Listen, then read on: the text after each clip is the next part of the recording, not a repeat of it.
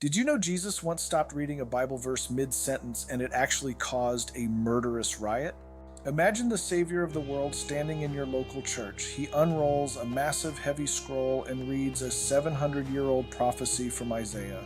He announces that he is there to heal the brokenhearted, to give sight to the blind, and to preach the acceptable year of the Lord.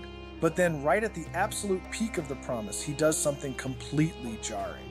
He stops right in the middle of a thought, closes the book, hands it back to the minister, and sits down. Why would he do that? Because the very next words in that ancient scroll were about the day of vengeance of our God. By stopping exactly at that comma, Jesus was making a monumental theological point. He was actively separating his first coming, which was exclusively a mission of pure grace and a spiritual jubilee, from his second coming, which brings wrath and judgment upon a Christ-rejecting world. He was offering them salvation, but instead of cheering, his hometown crowd let familiarity completely blind them.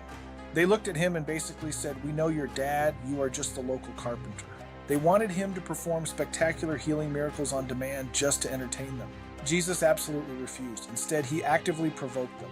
He reminded these entitled religious insiders that during the darkest times in Israel's history, God actually bypassed his own covenant people to give grace to unworthy outsiders, like a Gentile widow and a Syrian military general.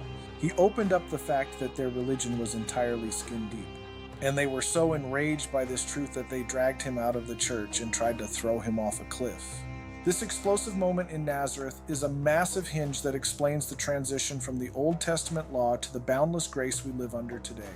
If you want to know how Jesus miraculously escaped that murderous mob and what it means for your faith, tap the link below to watch the full teaching video right now.